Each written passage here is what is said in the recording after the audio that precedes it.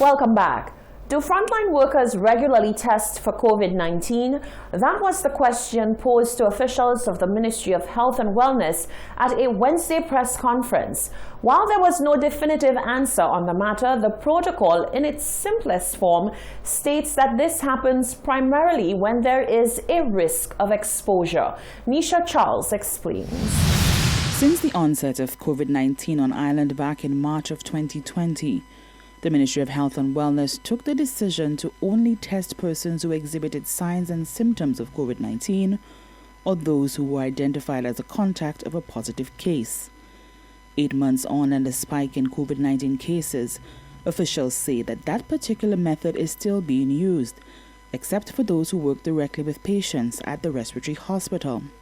Medical Director at the OKEU Hospital and the Respiratory Hospital, Dr. Alicia Eugene Ford, says apart from getting tested, staff are trained to properly handle PPEs. Human resource is something that's very important to us, seeing that it is the same staff we have to be using to take care of patients who may be coming in ill.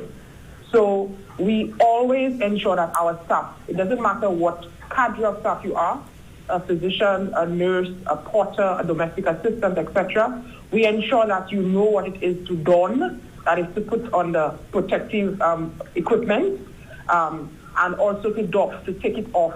Doff means taking it off properly so that you do not infect yourself. Domestic assistants are taught how to properly decontaminate an area. Also taken into consideration is the entry and exit routes on the ward. We also encourage staff to be swabbed, so that persons get swabbed and then we get to know whether you are positive or you're negative. Is important because, as you know, persons can be asymptomatic. And then while a staff may very well not feel or have any symptoms, it is important for us to know that they are not positive or they're asymptomatic carriers. Nurses also practice clustered care when dealing with patients at the respiratory hospital. Some of the activities they would have done on the ward, like the previous hospital, the previous Victoria Hospital, or the now OKUH, persons would probably have particular times they would distribute meds, take vitals for patients, etc.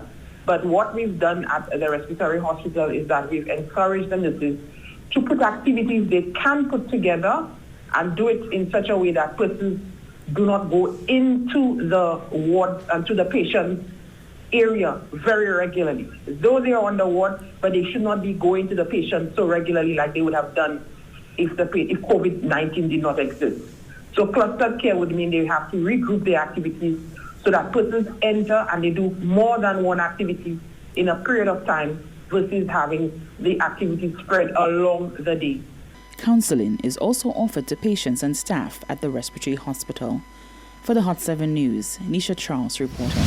The Gros Islet Minibus Owners Association and the Castries City Police have teamed up in order to ensure that both drivers and passengers adhere to the COVID-19 protocols that have been established. The president of the association says this initiative was needed as many passengers seem to pay no heed to the measures put in place for their own safety. Genevieve Gonzague reports.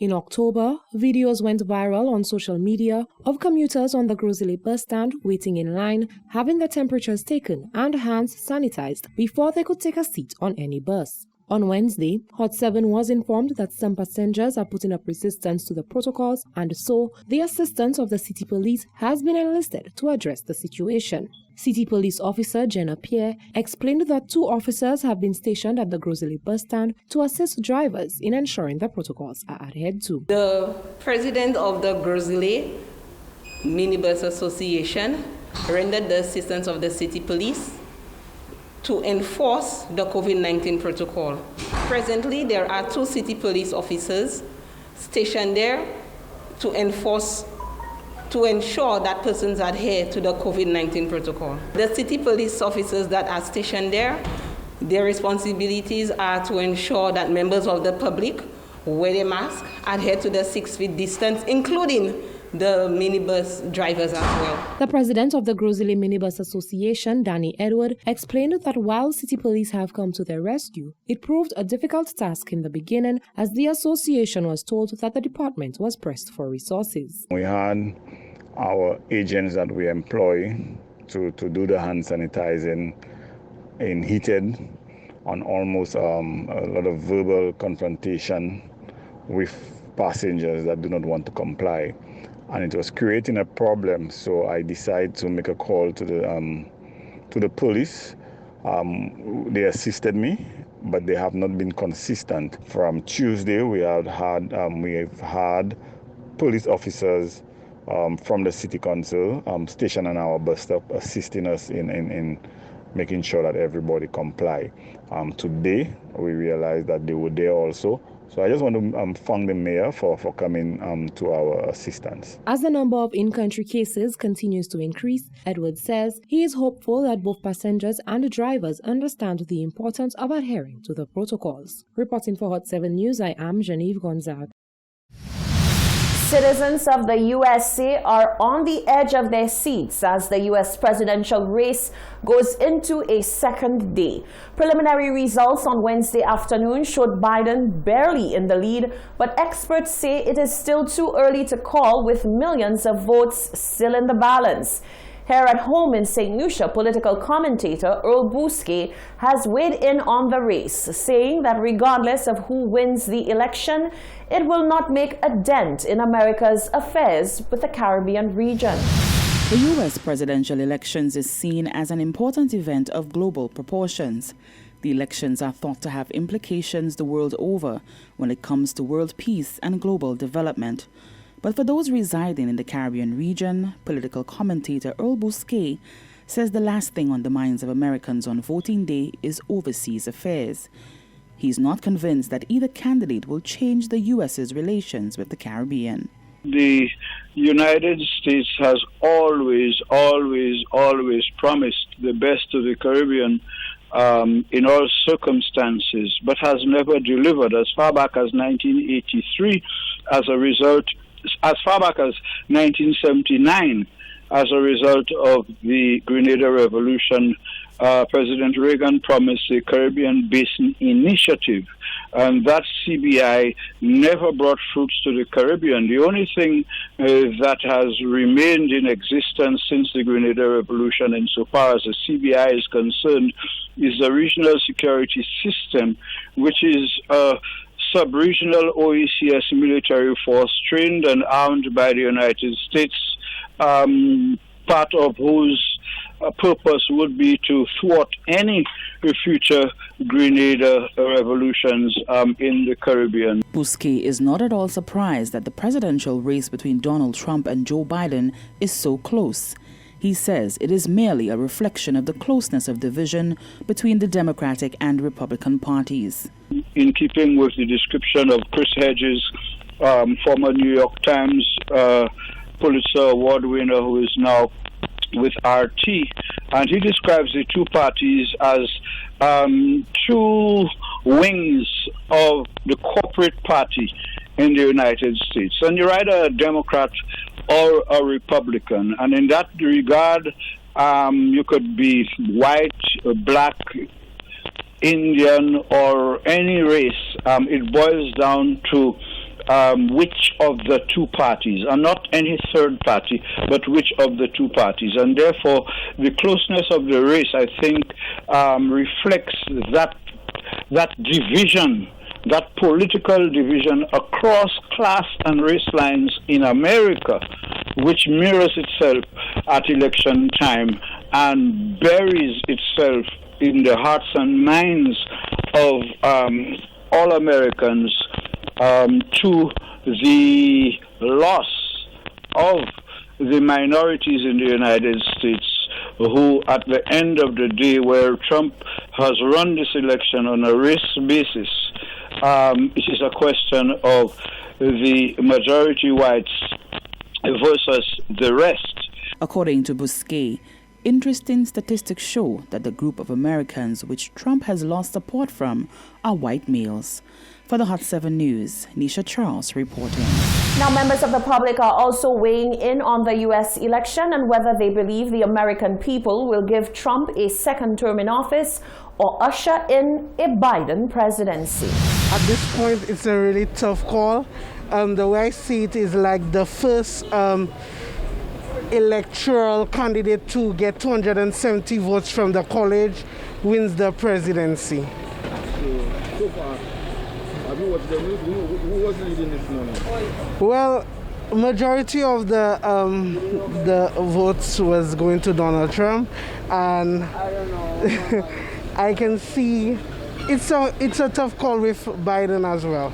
I know there will be a winner, as we all know. I don't know who it will be. So far, it looks like Biden is going ahead, but I really don't believe that vote have anything to do with American election. That's how I see it, because even though the people vote is what happened in the Congress that really determine the outcome of the election. My thoughts on the American elections. A lot of us in the Caribbean don't want to talk about it, but it's important. American elections is our business. Because these first world countries like America design and shape how we live as a people in the Caribbean. And I do hope that Biden come out as a victor, because his foreign policy to Trump is totally different. I didn't like Trump foreign policy with separating the American kids from the foreign parents and so on, you know, and then his idea of strangling people outside in terms of an economic standpoint for America economy to strive. I don't really like those type of principles. Well, when I look at it, Joe Biden is a white man that's for black people. And I've been watched at him, and I've been seeing his performance, and I see to myself he's the best president for the United States, because he's president. I think the woman he have with him as vice president, she's a black woman. And I think if he win the president, America will be a good country. Those were your views. Now, even as millions of votes are still being counted, Donald Trump has already declared himself the winner of the U.S. presidential election. Suggesting major fraud, he added that he would take the election results to the Supreme Court. The U.S. is on course for its highest turnout in more than a century. A big celebration. We were winning everything, and all of a sudden it was just called off. The results tonight have been phenomenal, and we are getting ready. I mean, literally, we were just all set to get outside and just celebrate something that was so beautiful, so good. Such a vote, such a success. The citizens of this country have come out in record numbers. This is a record. There's never been anything like it. And all of a sudden, everything just stopped. This is a fraud on the American public. This is an embarrassment to our country. We were getting ready to win this election. Frankly, we did win this election. We did win this election. So our goal now is to ensure the integrity for the good of this nation. This is a very big moment. This is a major fraud in our nation. We want the law to be used in a proper manner. So we'll be going to the U.S. Supreme Court. We want all voting to stop. We don't want them to find any ballots at 4 o'clock in the morning and add them to the list, okay? It's a very sad moment. To me, this is a very sad moment, and we will win this, and as far as I'm concerned, we already have. The Biden campaign, for its part, said it expected to win because several states would be called for them on Wednesday or Thursday. But the Trump campaign said it is confident that the math is in its favor. Several key states are expected to finish counting by the end of Wednesday, but the election may not be decided for days. You're watching the Hot 7 TV Nightly News. Still to come, the fire service makes an appeal given the frequency of vehicular accidents.